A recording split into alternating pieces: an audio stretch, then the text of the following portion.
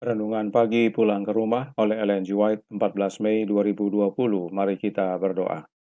Bapa kami yang di sorga, Allah pencipta langit dan bumi, laut dan segala isinya, Allah yang maha besar, maha kuasa, sumber segalanya, yang kami sembah selalu melalui anak-Mu yang tunggal, Yesus Kristus. Terpujilah Yesus anak Allah yang maha tinggi, satu-satunya pengantara kami kepada Bapa. Pada pagi hari ini kami bersyukur boleh bangun dan berbakti dan sebagaimana membaca firman-Mu. Kiranya Roh-Mu ya Yesus menolong kami agar mengerti dan menghidupkannya. Beserta kami sepanjang perbaktian ini kehendak-Mu yang jadi. Karena kami berdoa hanya melalui anak Allah yang tunggal, Yesus Kristus, yang adalah Tuhan dan Juru Selamat kami. Amin. Renungan hari ini berjudul, Tidak ada doa yang sia-sia. Ayat inti terdapat dalam Mazmur 65 ayat 3. Engkau yang mendengarkan doa, kepadamulah datang semua yang hidup. Tuhan mengatakan bahwa Ia akan dipermuliakan oleh orang yang datang dekat kepadanya, yang setia melakukan pekerjaannya, yang hatinya teguh, kau jagai dengan damai sejahtera, sebab kepadamulah Ia percaya. Yesaya 26 ayat 3. Lengan yang maha kuasa diulurkan untuk memimpin kita, maju dan terus maju. Majulah, kata Tuhan, aku akan mengirimkan pertolongan kepadamu. Demi kemuliaan nama Tuhan, maka jika engkau meminta, engkau akan menerima. Aku akan dihormati di hadapan orang yang menantikan kegagalanmu. Mereka akan melihat firman-Ku menang dalam kemuliaan. Dan apa saja yang kamu minta dalam doa dengan penuh kepercayaan, kamu akan menerimanya. Matius 21 ayat 22. Biarlah semua orang yang malang dan diperlakukan dengan tidak adil berseru kepada Allah. Jauhkan dirimu dari orang yang berhati baja dan sampaikan permohonanmu kepada Khalik-Mu. Tidak pernah ditolak seorang yang datang kepadanya dengan hati yang bertobat. Tidak satu doa yang sungguh-sungguh tersia-sia. Di tengah nyanyian biduan surga, Allah mendengar seruan dari manusia yang paling lemah. Kita mencurahkan hati kita dalam kamar kita. Kita melayangkan doa bila mana kita berjalan, dan perkataan kita mencapai tahta Raja semesta alam. Ini mungkin tidak kedengaran kepada telinga manusia, tetapi itu tidak akan hilang dalam kesunyian, ataupun hilang karena ingatan yang tengah berlangsung. Tidak ada apa-apa yang dapat menenggelamkan keinginan jiwa. Ia timbul di atas hiruk-pikuk jalan raya, di atas kebingungan orang banyak, menuju istana surga. Allah yang kepadanya kita bertutur mendengar doa kita. Engkau yang merasa paling tidak layak, janganlah takut untuk menyerahkan persoalanmu kepada Allah. Bila ia menyerahkan dirinya dalam Kristus bagi dosa dunia ini, ia menerima persoalan setiap jiwa. Ia yang tidak menyayangkan anaknya sendiri, tetapi yang menyerahkannya bagi kita semua. Bagaimanakah mungkin ia tidak mengaruniakan segala sesuatu kepada kita bersama-sama dengan dia? Roma 8 ayat 32. Apakah dia tidak akan menggenapi firman yang indah yang diberikan untuk menghiburkan dan menguatkan kita? Kristus tidak menginginkan begitu banyak dengan maksud untuk menebus warisnya dari pemerintahan iblis. Tetapi sebelum kita dilepaskan dari kuasa iblis yang ada di luar, kita harus dilepaskan dari kuasanya di dalam. Tidak ada bahaya bahwa Tuhan akan melalaikan doa umatnya. Bahayanya ialah dalam pencobaan dan percobaan, mereka akan menjadi putus asa dan gagal untuk bertekun dalam doa. Saudaraku dalam Tuhan, tidak ada doa yang sia-sia atau hilang. Dan Roh Nubuat katakan kita harus bersyukur karenanya. Kenapa? Prayer halaman 187 paragraf 6. Doa kita tidak dapat hilang. Adalah hal yang luar biasa bahwa kita dapat berdoa dengan efektif, bahwa manusia fana yang tidak layak dan berdosa memiliki kuasa menyampaikan permohonan mereka kepada Allah. Kuasa apa yang lebih tinggi untuk dapat diinginkan manusia daripada ini, untuk dihubungkan dengan Allah yang tak terbatas? Manusia yang lemah dan berdosa memiliki hak istimewa untuk berbicara kepada penciptanya. Kita harus bersyukur karena meski kita telah jatuh dalam dosa, tetapi tetap bisa menyampaikan permohonan kita kepada Allah Bapa yang kudus dan tak terbatas. Dan doa-doa kita kepada Allah Bapa tidak ada yang hilang atau sia-sia. Karena in Heavenly Places halaman 79 paragraf 4, Bapa mendengar setiap doa anak-anaknya yang penuh penyesalan.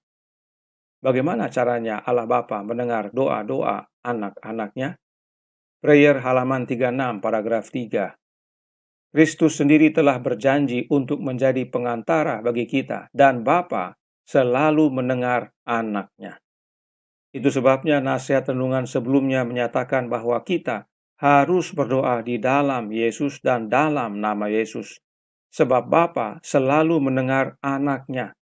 Doa yang kita panjatkan melalui dan di dalam Yesus tidak pernah akan sia-sia. Perhatikan, dalam manuskrip rilis volume 7 halaman 166 paragraf 3, Penyair White menuliskan, suara kita bukan satu-satunya suara yang didengar. Sebelum mencapai telinga Allah, itu, yaitu suara kita, menyatu dengan suara Kristus yang selalu didengar Bapa. Berulang-ulang Roh Nubuat menyatakan bahwa suara Kristus, suara anaknya yang Allah Bapa dengar. Sebab Kristuslah satu-satunya pengantara kita di hadapan Bapa, dan tidak hanya itu, Kristus adalah anak Allah yang sesungguhnya. Karenanya, jangan berdoa lewat oknum lain yang bukan Kristus. Hanya melalui Kristuslah kita berdoa kepada Bapa, dan doa kita tidak akan sia-sia. Karenanya, dalam menyampaikan permohonan kita, perlu kita ingat nasihat berikut ini. Dalam manuskrip rilis volume 8 halaman 195 paragraf 2. Doa diterima oleh Allah hanya jika disampaikan dalam kerendahan hati dan penyesalan dan dalam nama Kristus. Dia yang mendengar dan menjawab doa mengenal mereka yang berdoa dalam kerendahan hati. Orang Kristen sejati tidak meminta apapun kecuali dalam nama Kristus, dan ia tidak mengharapkan apapun kecuali melalui pengantaraannya. Jadi, saudaraku dalam Tuhan, hanya Yesus satu-satunya jalan kepada Bapa. Tidak ada yang lain. Orang Kristen sejati tidak akan minta apa-apa kecuali dalam nama Yesus, dan tidak mengharapkan apa-apa kecuali melalui pengantara Yesus Kristus. Jangan pernah berdoa melalui pengantara lain yang bukan Yesus. Hati-hati dengan doktrin yang mengajarkan bahwa ada pengantara lain yang bukan Yesus. Alkitab katakan hanya satu pengantara kita, manusia Yesus Kristus. 1 Timotius 2 ayat 5. Renungan hari ini juga menyatakan, Bapa menyerahkan dirinya dalam Kristus bagi dosa dunia ini. Itu sebabnya Yesus disebut Immanuel. Melalui Yesuslah kita terhubung dengan Bapa, dan Bapa hadir bersama-sama kita. Dan jangan lupa, untuk kita berdoa dengan kerendahan hati serta penyesalan atau hati yang patah. Sebab Allah melihat hati. Sungguh suatu nasihat yang sangat baik bagi kita semua. Nah, dari semua yang kita minta, satu hal yang sangat penting untuk kita mohon adalah kelepasan dari pemerintahan iblis. Renungan hari ini menyatakan bahwa itulah yang Yesus Kristus inginkan dalam hidup kita, yaitu terbebas dari belenggu setan.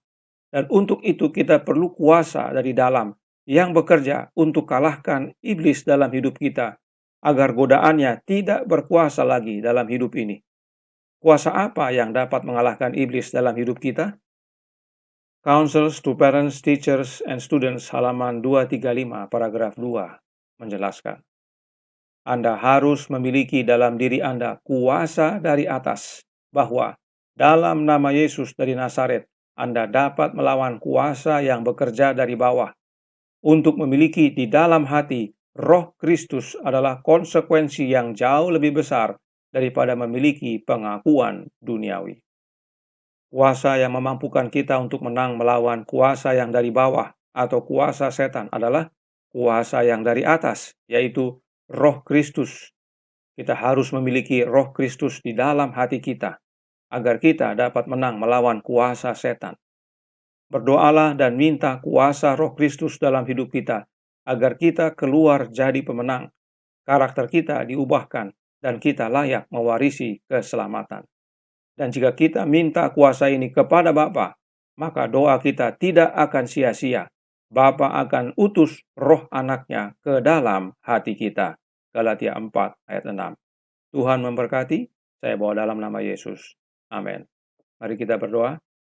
Bapa kami yang di sorga, Allah pencipta langit dan bumi, laut dan segala isinya, Allah yang maha besar, maha kuasa, sumber segalanya, yang kami sembah selalu melalui anak-Mu yang tunggal, Yesus Kristus. Terima kasih atas nasihat yang indah pagi hari ini. Tidak ada doa kami yang sia-sia, teristimewa, bila mana kami datang dalam nama Yesus dan di dalam Yesus saja. Sebab Dia satu-satunya pengantara kami kepada Bapa. Dan biarlah kami berdoa dengan hati yang penuh penyesalan, hati yang patah, sadar akan dosa-dosa kami. Tolong kami ya Bapa, agar kami dengan sungguh-sungguh datang kepadamu, karena hanya suara Yesuslah yang Bapa dengar. Biarlah kami selalu berdoa hanya dalam Dia dan melalui Dia.